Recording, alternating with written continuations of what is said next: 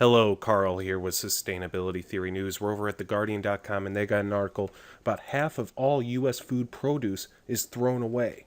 Now, this is from a new study. They show about 25% of the food is wasted before it even gets to the store. It's just left in the fields to rot, or in this picture here, given to cattle to graze on.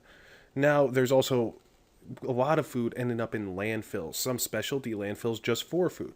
Now, of course, a lot of that can be recycled into compost, but not always.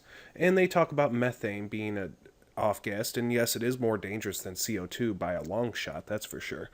But it's also just a huge wasted resource. 1 out of 7 people worldwide and about 1 out of 6 people in America are defined as food insecure, but we waste half of the produce.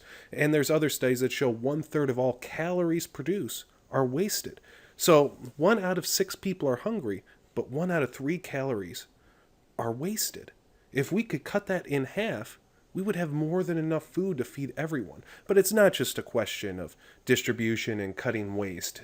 It's about getting the food to the right people, having the food grown locally to the people in the developing world and in the inner cities and in the poor rural areas that need it most.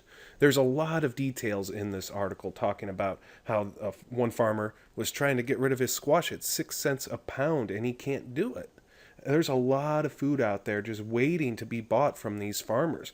And ugly produce is starting to come alive as a viable marketplace to sell ugly fruits and vegetables. They are perfectly fine to eat, they just don't look so good. Well, I strongly encourage you to read more about this article if you're interested in the idea of reducing food waste. And if you'd like to see more news headlines like this, subscribe to my channel.